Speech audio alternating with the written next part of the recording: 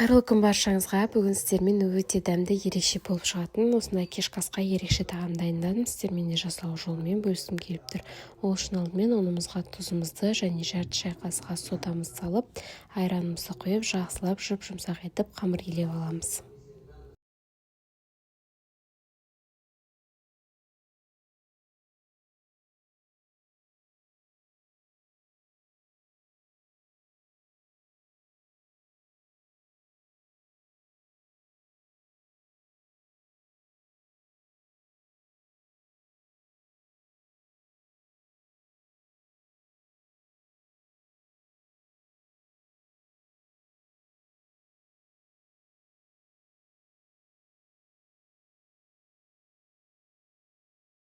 Қамырымызды илеп қойдық. Қамырымыз тынған уақытқа дейін етімізді жақсылап турап, қуырып, салмасын дайындайтын боламыз.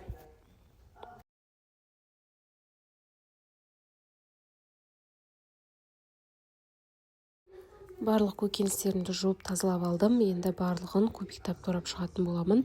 Қалауларыңыз бойынша өз қалауларыңызбен сала берсеңіздер болады. Менде үйдегі бар заттармен пияз, сәбіз, картоп және болгар бұрышы бар. Соларды жақсылап турап алдым. Енді қызып тұрған табамызға етімізді салып жақсылап қуырамыз. Енді пиязымызды салып, тағы да жақсылап қуырып аламыз. Одан кейін кезекпен барлық көкөністерімізді саламыз. Болгар бұрышын салдым, барлығын жақсылап қуырдым. Одан кейін сәбізімізді салып, тағы да жақсылап қуырамыз. Дәміне қарай тұз, бұрыш қалауларыңыз бойынша салсаңыздар болады. Томат пастасын салдым, барлығын жақсылап қуырдым. Одан кейін суымызды құйып, 1-1,5 сағатқа пісіруге қалдырып қойдым. Сонда етіміз жұмсақ болып пісу үшін 1-1,5 сағаттай пісіріп алатын боламыз.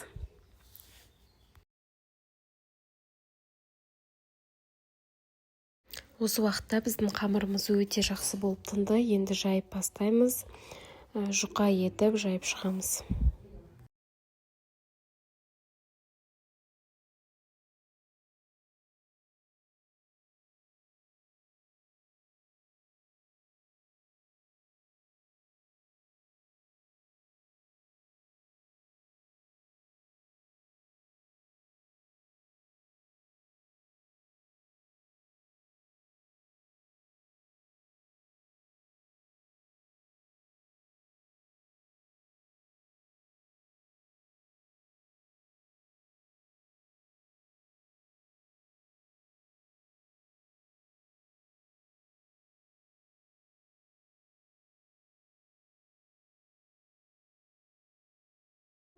Қамырымызды жұқа етіп жақсылап жайып алдым. Енді сұйық майымызды осылай құйып, бетіне сұйық майымызды жағып шығамыз.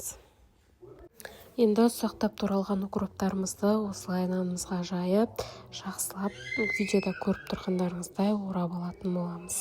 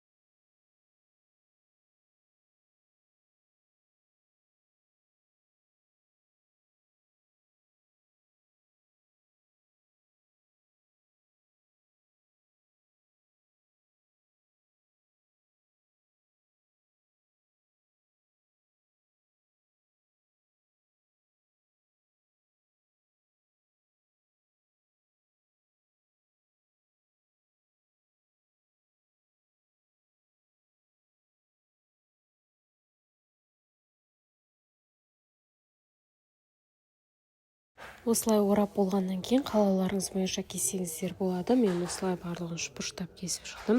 Енді мантаваркамыздың табағын майлап, қайнап жатқан суымызда 20 минут көлемінде пісіріп алатын боламыз.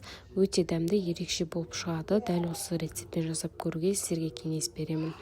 Мантаваркада бөлек пісірсеңіз де болады, немесе подливканың үстінде пісіруге де болады, бірақ менде мантаваркаға пісірген өзіме ұнайды.